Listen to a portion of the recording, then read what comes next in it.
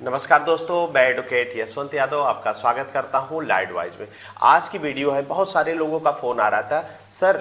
मेरा bank account cyber complain के द्वारा फ्रीज हो गया है, लीन हो गया है, अमाउंट को रोक दिया गया है, तो कैसे अनफ्रीज कराएं। बहुत सारे लोगों की ये प्रॉब्लम हो गई है कि ऐसी ऐसी दिक्कतों का सामना आपको करना पड़ रहा है। बैंक अकाउंट अनफ्रीज होना, आज के समय में सब कुछ ऑनलाइन का ज़माना चल रहा है। कोई भी ट्रांजैक्शन हो रहा है, कोई भी आप लेन देन कर रहे हैं, ऑनलाइन प्रक्रिया हो रही है, कोई भी किसी तरह का पैसा मंगवा रहे हैं ऑनलाइन तरीके, कॉमन चीज़ें हो गई हैं। तो बहुत सारे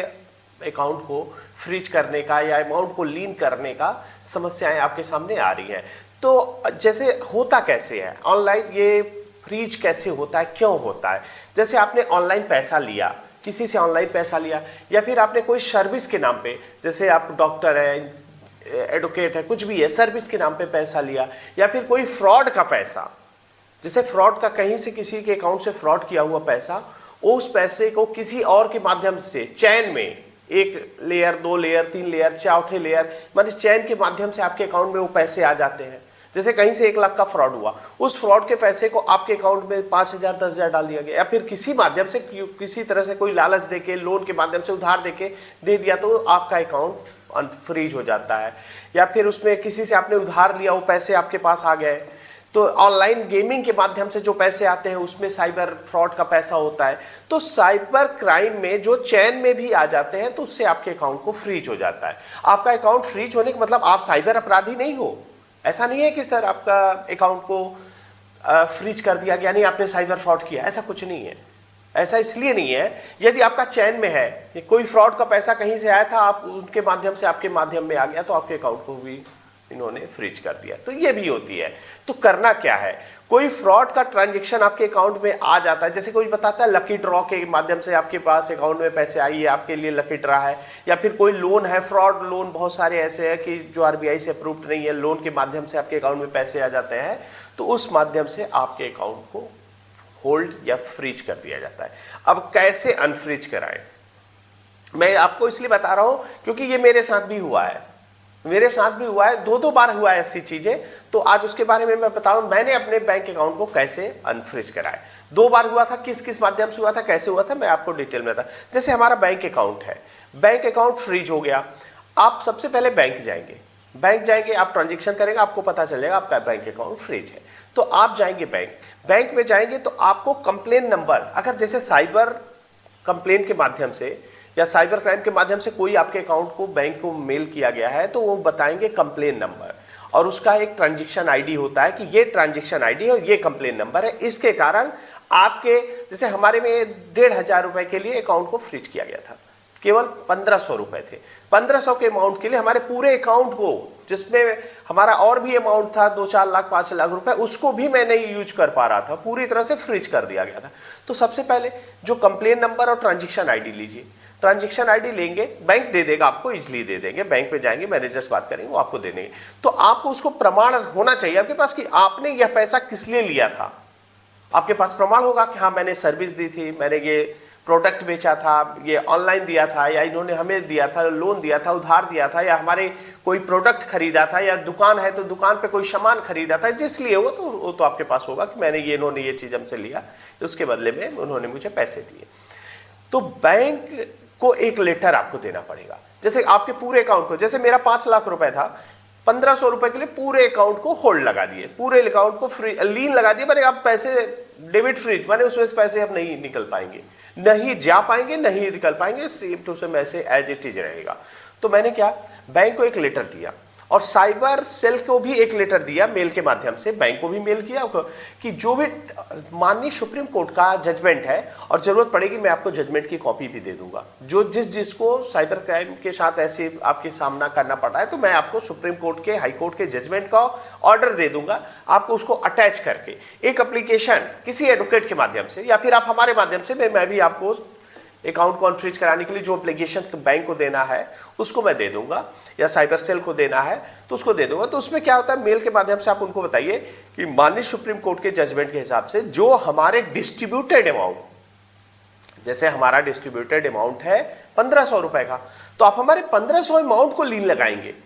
1500 अमाउंट को लीन लगाएंगे और उसके बाद लीन लगाने के बाद 1500 अमाउंट का आपने लीन लगा दीजिए और जो भी हमारे पैसे हैं वो पड़े हुए हैं बैंक में उसको अनफ्रीज कर दीजिए। तो ये विकल्प एक हो सकता है, 1500 को लीन लगा करके और पूरे अमाउंट को आपको अकाउंट को नॉर्मल कर दिया जाएगा, जैसे आप लेन देन पहले करते थे वैसे हो जाएगा और 1500 डिस्ट्रीब्यूटेड अमाउंट को ही रोका जाएगा। ये मैं नहीं कह रहा हूं, माननीय सुप्रीम कोर्ट का जजमेंट है, केवल डिस्ट्रीब्यूटेड अमाउंट को ही रोका जाएगा,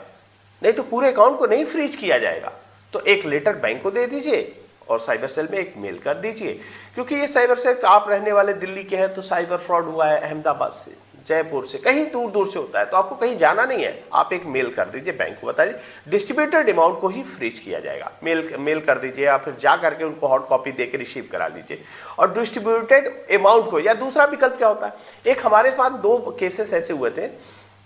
एक ने तो डायरेक्ट हमारे कंप्लेन आया था कि हाँ ये चीज़ें आपका 1500 का डिस्ट्रीब्यूटेड अमाउंट है उसका था, तो डिस्ट्रीब्यूटेड अमाउंट का था, तो मैंने उन्होंने कहा कि क्यों लिए थे, क्या लिए थे, पूरी जानकारी हुई कि एज ए एडवोकेट हमारी फीस था, चार्ज था। तो उसके बाद हमारे अकाउंट को अनफ्रीज किया गया, जब उनको लगा कि नहीं ये जेन्युइन है पूरी तरह से, हाँ ये एज ए एडवोकेट इन्होंने ऐसे ऐसे फीस होती है उनके लिए। तो दूसरा विकल्प क्या हुआ, एक तो था कि मुंबई से किसी ने हमारे अकाउंट में 1000 रुपये के लिए दूसरे अकाउंट को लीन लगा दिया, तो पूरे अमाउंट को ही फ्रीज कर दिया। तो उन्होंने वहाँ से, मैंने साइबर क्राइम से जब संपर्क किया, उसमें नंबर वगैरह होते हैं, उनको मेल नंबर, तो मैंने पूछा तो उन्होंने बताया कि ये बात, मैंने कहा, उन्होंने कहा कि आप 1000 रुपये है इनको वापस कर दीजिए। तो मैंने कहा नहीं, मैं 1000 वापस नहीं करूँ, मेरी ये फीस है,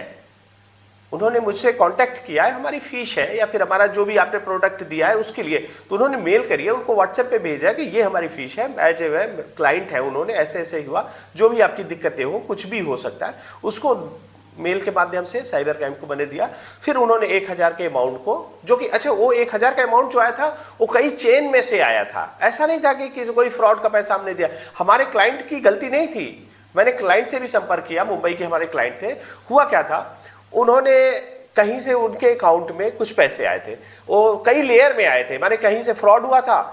1 लाख लगभग बता रहे थे कि कुछ 70-80 लाख का फ्रॉड है, तो उसमें से 70-80 लाख के फ्रॉड में से वहां से कहीं दूसरे के पास अमाउंट भी आया, उसके पास से उनके पास आया, तो उनके पास भी कुछ अमाउंट है, उसमें से उन्होंने 1000 रुपये हमारे में डाले थे, तो हमारे भी अकाउंट को उन्होंने अनफ्रीज कर दिया, पूरे अकाउंट को ही फ्रीज कर दिया था। तो होता है, लेयर बाय लेयर होता है, जैसे कोई फ्रॉड का पैसा, किसी ने फ्रॉड किया हुआ पैसा, उसको जहां जहां वो जा रहा है, जितने लेयर में जा रहा है, तो उन्होंने हमारे क्लाइंट के माध्यम से कोई फ्रॉड का पैसा उनको दिया था, उन्होंने एज ए फीस हमें अभी 1000 रुपये हमारे अकाउंट में डाला था, तो वो हमारा भी अकाउंट फ्रीज हो गया था। तो उसको मैंने बैंक को मेल किया, साइबर क्राइम को भी बताया, ये मैंने इस माध्यम से पैसा लिया, ये हमारी फीस है, ये चीज़ें हैं, मैंने उनको पूरी तरह से इन्फॉर्म किया, एक लेटर दिया, लेटर देने के बाद वो 1000 रुपये डिस्ट्रीब्यूटेड अमाउंट था उसको भी उन्होंने रिलीज कर दिया। तो लेकिन पूरे अकाउंट को कुछ समय के लिए तो डिस्टर्ब हो जाता है आदमी कि मेरा तो पूरा अमाउंट ही, पूरा अकाउंट ही फ्रीज नहीं हो रहा है, फ्रीज कर दिया गया है, तो कैसे उसको अनफ्रीज करें।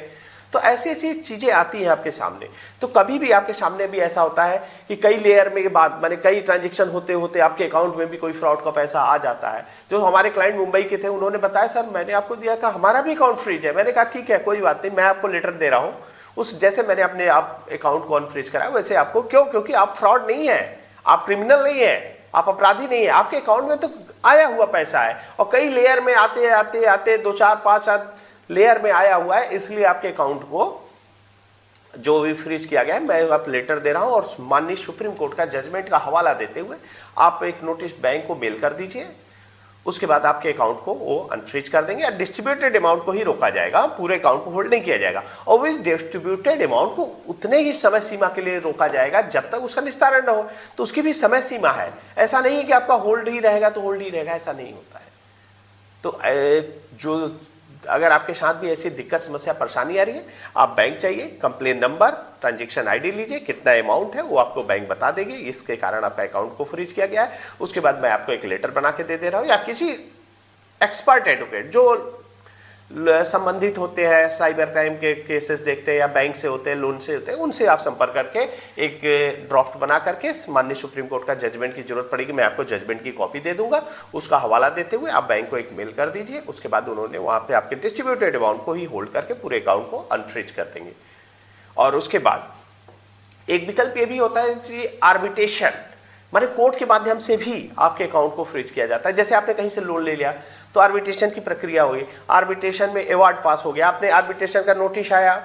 आर्बिट्रेशन नियुक्त करने के लिए आया, उसके बाद आपने जवाब नहीं दिया, उसके बाद वन साइडेड सेक्शन 60 का, सेक्शन 21 का, माने कि कई नोटिसें आए आर्बिट्रेशन के, आपने उसका कोई रिप्लाई नहीं दिया, वन साइडेड एक पक्षी आदेश हो गया, अवार्ड पास हो गया। उसके बाद कंपनियां को डायरेक्ट बैंक को भेज देती हैं कि आप बैंक को अकाउंट को, इन्होंने आर्बिट्रेशन ये लोन लिए थे नहीं दे पा रहे, इनका ये बैंक अकाउंट है, आप इनको लीन कर दीजिए, फ्रीज कर दीजिए। उसके लिए आर्बिट्रेशन का जो अवार्ड होता है उसका एग्जीक्यूशन कोर्ट में होता है, कोर्ट में होने के बाद वो लागू होता है आप पे। तो कभी भी माननीय सुप्रीम कोर्ट का जजमेंट का हवाला देते हुए आप चाहेंगे तो अनफ्रीज जो गलत तरीके से आपके अकाउंट को फ्रीज किया गया है उसको आप एक लेटर के माध्यम से बैंक को इन्फॉर्म करिए, मेल करिए, उसके बाद आपके अकाउंट को अनफ्रीज कर देंगे। और किसी प्रकार की कोई दिक्कत हो, समस्या हो, परेशानी हो लोन से रिलेटेड, प्लस ये अगर आपके अकाउंट को फ्रीज कर दिया गया है तो उसके लिए मैं एक मजबूत ड्राफ्ट बना करके सुप्रीम कोर्ट का जजमेंट लगा करके उसको दे दीजिए ताकि आपके अकाउंट को अनफ्रीज किया जा सके और आपका अकाउंट अनफ्रीज हो जाएगा। आपका अकाउंट अनफ्रीज हुआ है तो इसका मतलब आप कहीं से क्राइम नहीं है, क्रिमिनल नहीं है, अपराधी नहीं है। आप अपने मन में ऐसा विचार रहे, किसी लेयर के माध्यम से भी आपके अकाउंट को अनफ्रीज किया जा सकता है या फिर कोई फ्रॉड का पैसा आपके अकाउंट में आ जा सकता है। तो उसके लिए बहुत घबराने के लिए, परेशान होने की जरूरत नहीं है। जो एक मजबूत ड्राफ्ट बना करके सुप्रीम कोर्ट का जजमेंट कॉपी लगा के साइबर क्राइम को, बैंक को आप दे दीजिए। उसके बाद कोई दिक्कत आती है, समस्या आती है, कोर्ट से जाना पड़ता है, कोर्ट से अनफ्रीज कराना पड़ता है या फिर कोई भी बात होती है तो हमारा नंबर है, आप हमसे संपर्क कर सकते हैं। मैं अपनी बातों को यहीं समाप्त करता हूं। जय हिंद, जय भारत, नमस्कार।